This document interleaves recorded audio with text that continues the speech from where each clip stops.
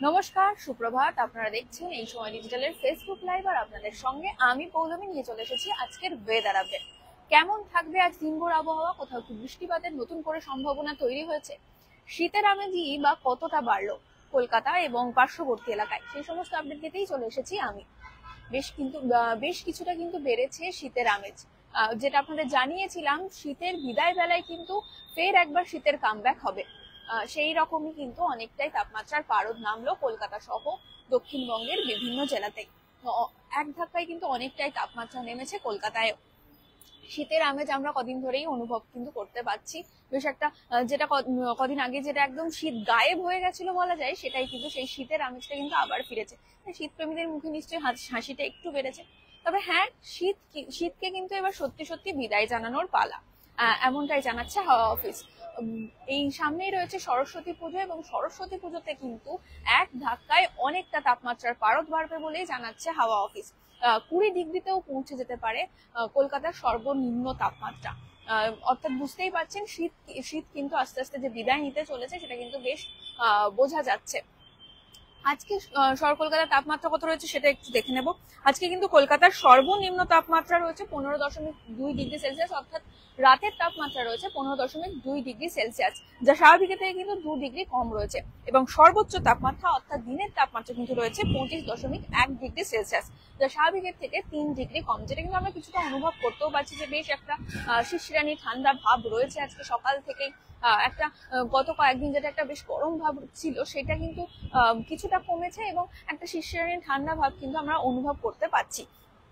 বাতাসে জলীয় বাষ্পের সর্বোচ্চ পরিমাণ রয়েছে 86%, এবং সর্বনিম্ন রয়েছে 33%। যেটা আপনাদের জানালাম একটু আগে, যে সরস্বতী পুজোতে কিন্তু বেশ একটা, মানে সরস্বতী পুজোর দিন কেমন আবহাওয়া থাকবে অনেকেরই সেই নিয়ে অনেকেই ভাবেন যে কিরকম আবহাওয়া থাকবে, ঘুরতে বেরোনোর প্ল্যান থাকে প্রত্যেকের। তো সরস্বতী পুজোয় যেটা আবহাওয়া দপ্তর জানাচ্ছে যে আবহাওয়া কিন্তু একদম মনোরম আবহাওয়া থাকবে, বৃষ্টিপাতের আপাতত কোনো সম্ভাবনার কথা জানাচ্ছে না হাওয়া অফিস। তবে হ্যাঁ, এক ধাক্কায় অনেকটা তাপমাত্রার পারদ কিন্তু সরস্বতী পুজোর দিন বেড়ে যেতে পারে বলেই জানাচ্ছে হাওয়া অফিস।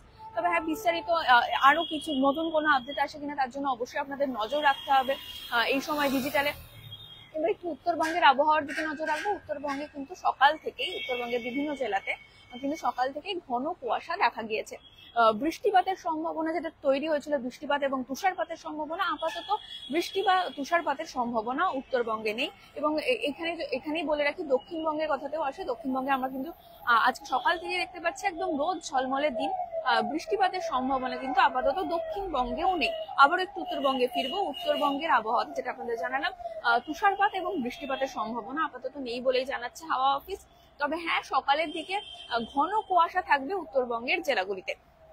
দার্জিলিং, কালিম্পং এ সকালের দিকে কুয়াশার দাপট কিন্তু লক্ষ্য করা যাবে। তবে বেলা বাড়ার সঙ্গে পরিস্থিতি কিছুটা স্বাভাবিক হবে। তবে বৃষ্টিপাতের সম্ভাবনা আরো একবার জানিয়ে রাখি, বৃষ্টিপাতের সম্ভাবনা উত্তরবঙ্গে কিন্তু নেই। উত্তরবঙ্গের পাশাপাশি দক্ষিণবঙ্গেও আপাতত বৃষ্টিপাতের কোনো সম্ভাবনা নেই। আর সেই সঙ্গে কিন্তু তাপমাত্রার পারদ ধীরে ধীরে বাড়বে।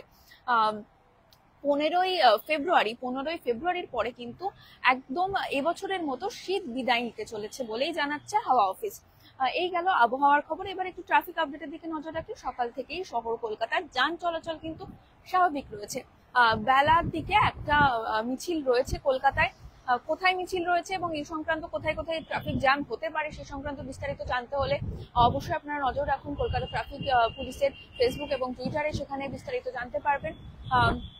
এছাড়াও অবশ্যই দেশ থেকে দুনিয়ার যাবতীয় খবরের আপডেট পেতে আপনাদের নজর রাখতে হবে এই সময় ডিজিটালে। আমাদের লাইক, ফলো, শেয়ার, সাবস্ক্রাইব করতে ভুলবেন না। Facebook, Twitter, Instagram, Telegram, Facebook, YouTube channel, এছাড়াও আমরা কিন্তু রয়েছি হোয়াটসঅ্যাপ চ্যানেলে। আর যে কোনো ধরনের ভিডিও দেখতে হলে অবশ্যই আপনাদের নজর রাখতে হবে টাইমস এক্সপি বাংলায়।